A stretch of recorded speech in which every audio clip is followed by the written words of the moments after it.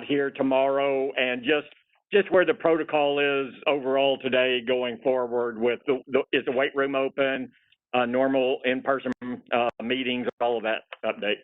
Yeah, definitely. We're back to a pretty normal protocol. We actually expanded some of the meeting rooms just to be extra cautious. We've been able to have bigger rooms for our O-line and D-line is probably the only big change.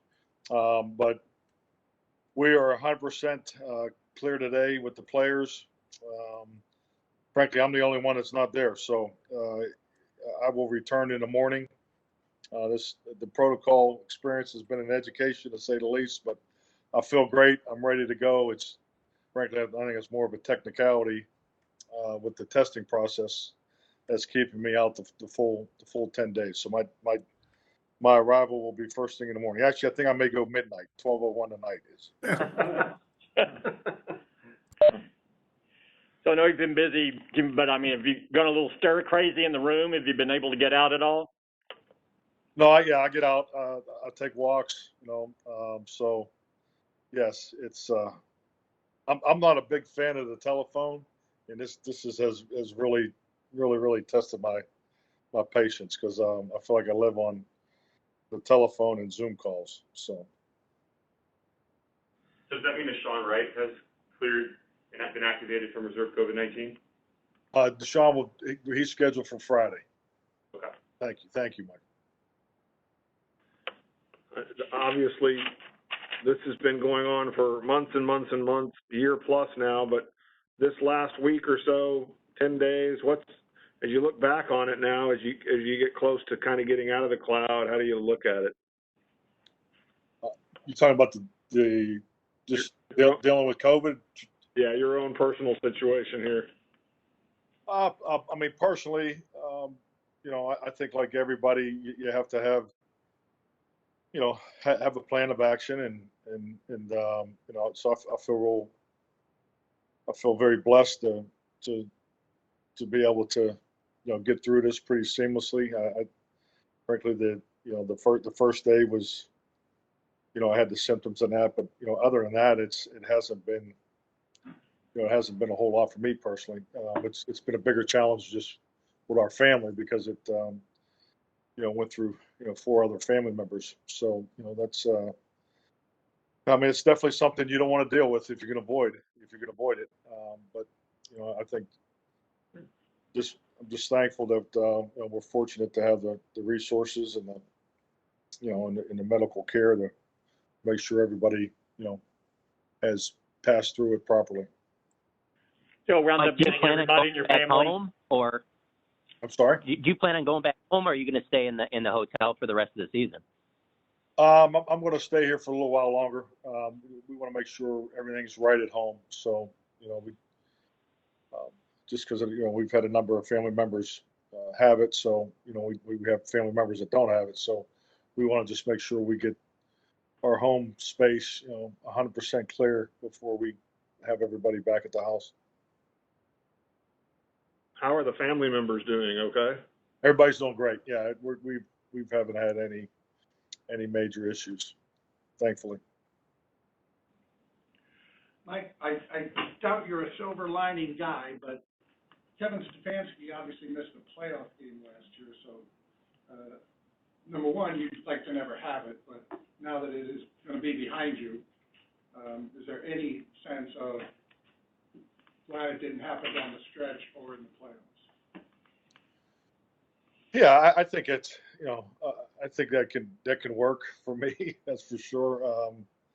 I just I was super cautious, and I'm just thankful that it is behind me, and frankly I can get back to to my job full time.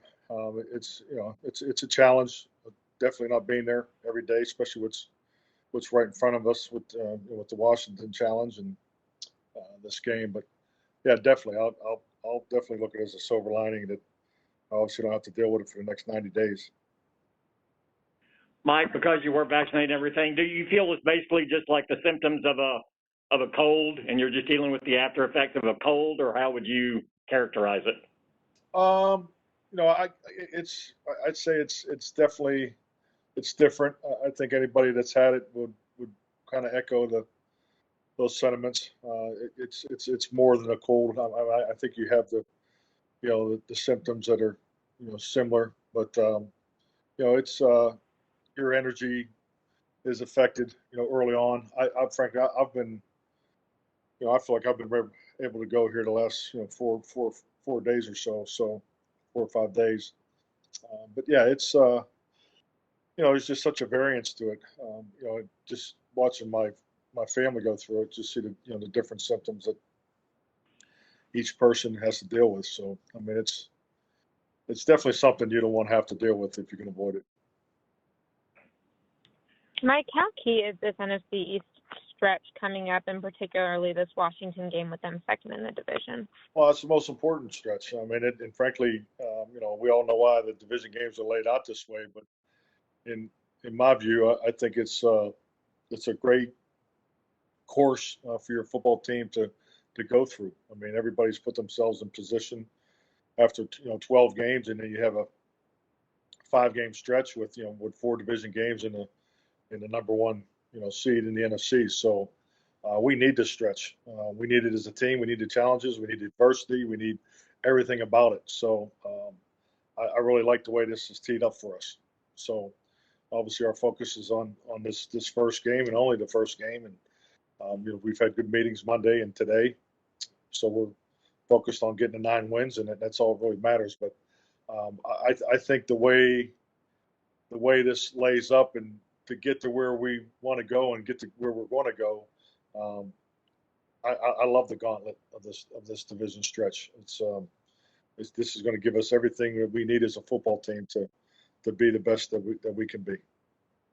You talked to us the other day about December football. What has to take place to have successful December football? What makes your teams in the past good in December? Well, recognizing who you are and staying within that, and playing to that as a strength. Like, every team you compete on, regardless of what sport, what age level, there's a course, and there's things you go through and in the way you want to play.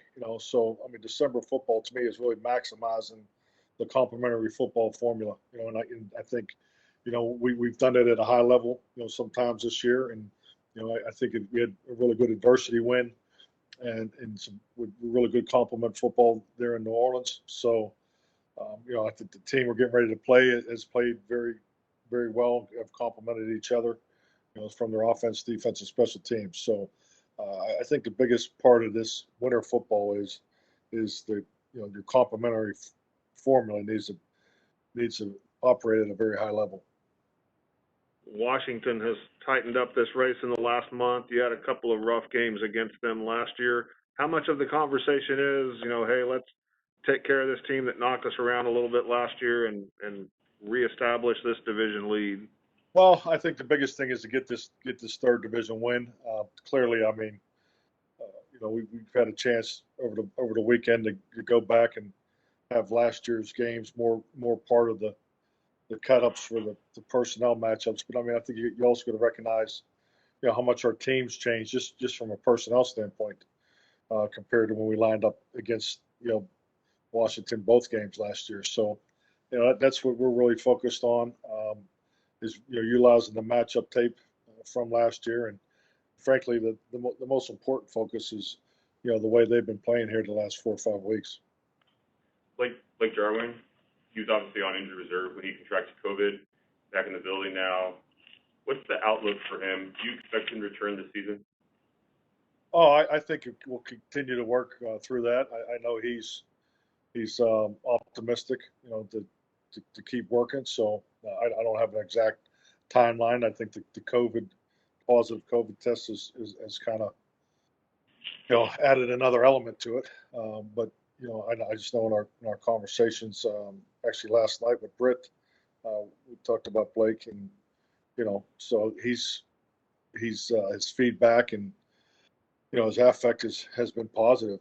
So, but we're obviously going to lose some time there with the 10 days as he goes through this COVID protocol. What's the excitement level of getting Neville and Randy back, and will they be full go today in practice? Yes, they'll both participate today at practice. So obviously everybody's excited, and I don't think anybody's more excited than both those guys. So you see them over there working, in pre-practice and going through the rehab phase every day. Neville's put a tremendous amount of work in on the side. So just anxious to see him get going and have that opportunity. The week's practice will declare that, but they're both going to be involved today, and so we'll see how today and tomorrow shakes out. We'll have a better idea, hopefully by Friday, where those two stand. But Neville had that huge injury in a preseason there against Arizona, and obviously Randy was on a wrecking course and having a heck of a year when he hurt the calf. So it'd be great if both those guys could go Sunday. Mike, you guys have erred on the side of caution when it's come to injuries like Dak with the calf and Tyron and things like that. Why have you not taken a similar tack with Zeke and his knee, what he's been dealing with? Well, I think just like everything in our business, you have a process. You have history. When I look at Dak and Zeke and particularly guys that have been here, you have a long-standing relationship with our training staff. So there's input and feedback that goes into that. So I think you got to A, trust that process, and B, every injury is different. So I don't think you can just lump them all together. At the end of the day, Zeke and all of our guys are being cared for the right way, and continue to work. And you trust the information, you trust the process, and you make the right decision. How much latitude do you give a player like Elliott, who, if it's just managing an injury situation and is adamant that he can be out there and he can still work through it? How much weight do you give that when you're assessing just where a player is and whether or not he should continue to play? It goes back to my last answer. I think it's all based off of the relationship and with the player and the staff, myself included. So I think you're taking all the information. And you got to remember too now. You're out there for pregame, pre-practice, and particularly Zeke and Dak just in themselves. These guys do a lot of extra work. Both here at the Star and with outside resources. So there's a lot that goes into this. There's a lot of information that's utilized, and at the end of the day, you trust the process between the player and the training staff. How much of a benefit do you think this mini bye will have for Zeke? I think it's a huge benefit. I think it's a huge benefit for our whole football team. We've talked about that. This 3-game stretch, 2 years in a row has been a challenge. There's not a whole lot that that you can say is not a challenge.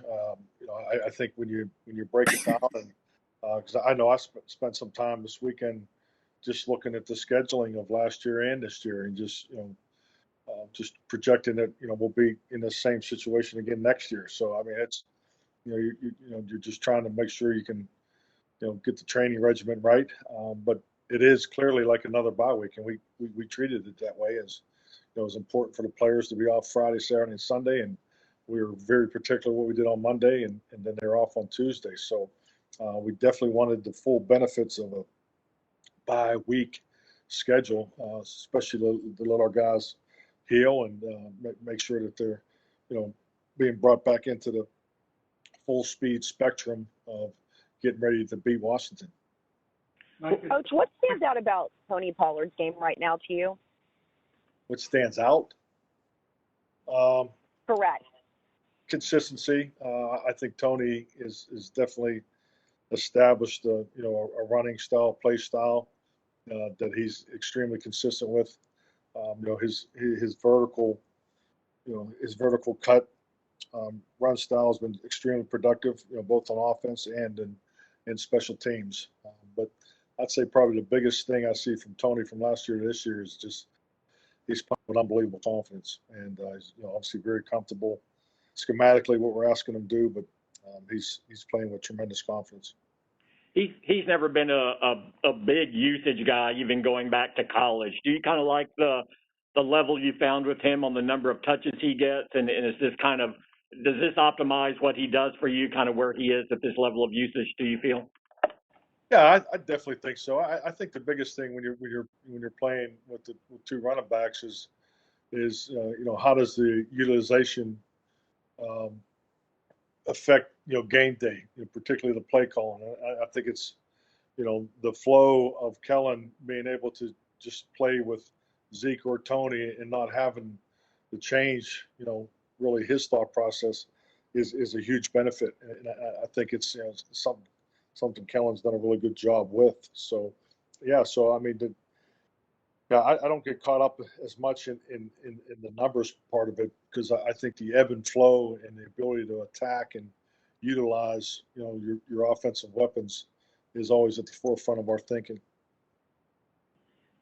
Mike, you've talked to us a lot about unscouted looks early in the season. In your career, in December, how much do you like to stick with the general principles where your scheme is versus have your coordinators or yourself mix up what you're doing on offense in December? Oh, you got to remember, unscouted looks is not just you versus your opponent. I mean, it's really, looks that, that are being seen around the league, because, just, sitting in on the defensive installation today, you're showing all the different, combinations of pass concepts that Washington's running, but you're also showing the trends and the concepts that have been utilized against us too. So it's, I just think that, when you get through different segments of the season, obviously, the unscouted look is such a primary focus earlier in the year because everybody has the whole off season and they're prepping training camp for that start. But it also gives you the ability to stay on top of the unscouted looks around the league. So this time of year is really, you get into December football, you talk about complementary football, the heightened importance of execution, winning with fundamentals, beating the other guy's technique, not thinking you're going to be playing with, with the leverage point on pre-snap every single play. So, and that's why it's the hardest football of the year. This is the toughest football of the year, and this is when teams kind of separate from others, and it's a lot more difficult to win these type of games. Mike, you said obviously you went through it last year, and history tells you you'll do it again next year. But other than the 4-day obvious difference, what is the difference between the full bye week, where you're basically 2 weeks before you play again, and what you're experiencing now with the 10 days? I'm sorry, I had a really hard time hearing your question. Can you repeat that, please? Yeah, I'm sorry. What is besides the obvious 4 days difference, the difference between the bye week, where you're getting a full 2 weeks, and what you went through last year, and now going through obviously again this year with the 10 days between games? What is the difference in terms of preparation, things of that nature, and how you handle it? Well, I mean, the difference would be, the total time off, I think, stating the obvious, but, I would say there's a lot of similarities, coming out of the bye week, earlier in the year.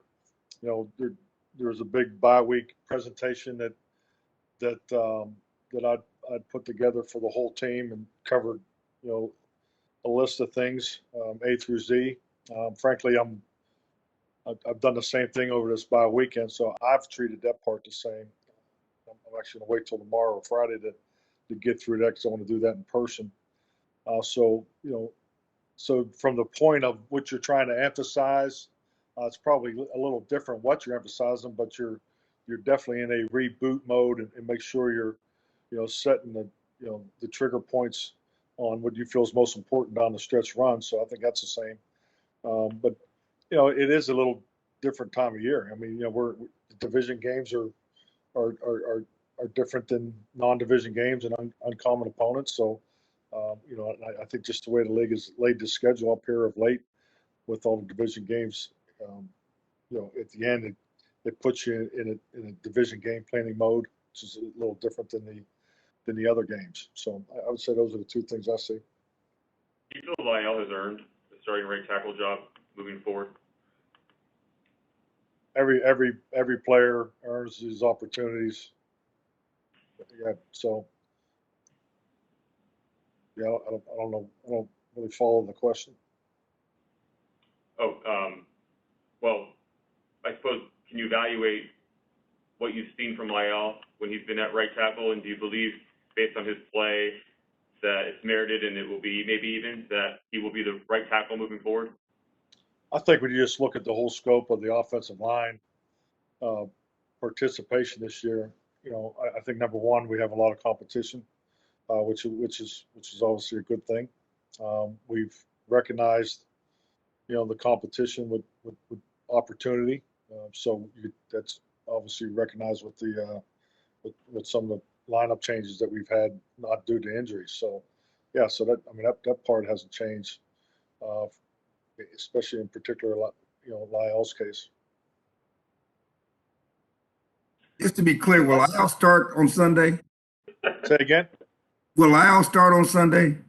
Just to be clear, we don't announce starting lineups on Wednesday. Okay. All right, okay. All right, let's try it one more way. Mike, do you see any sort of philosophical conflict between, on the one hand, coaches for the last 100 years saying we need continuity in the offensive line, and now you're rotating offensive linemen? Well, there's a lot that goes on in between your two statements. Continuity is something that you would hope breeds consistency.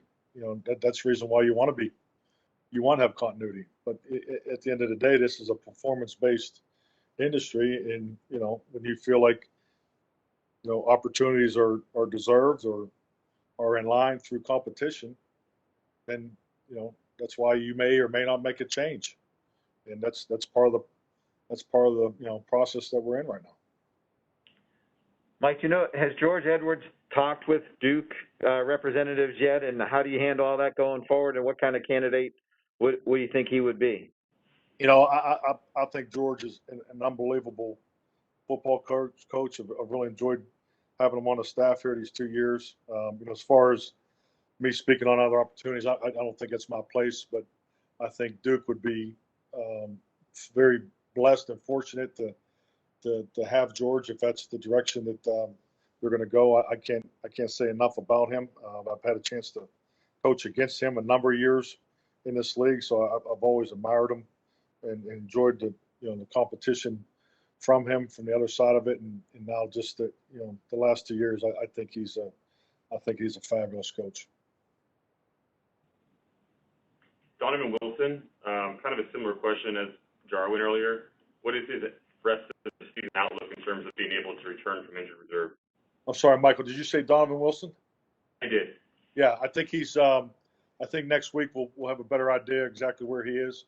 I know he's got some things here in the near future as far as tests and so forth, but my understanding he's progressing well. Mike, yesterday each of the NFL teams announced their nominees for Walter Payton Man of the Year award, and Dak, of course, is the Cowboys nominee. You've been around some superstar players in your years. How do you see Dak, the way that he uses his platform here with the Cowboys? Well, I think I think he does a tremendous job of that, and I think he'd be an outstanding nominee for such a prestigious award. I just had a chance to be around it, with the Walter Payton family, what that means and what it represents, and I think Dak Prescott represents that to the highest level. So just the maturity, the ability to speak on the challenges of his life and the way he puts himself out there. I think he's unique and special, and very proud of him for that. Thank you very much. Oh, have a great day. Thank you. Thanks, Mike.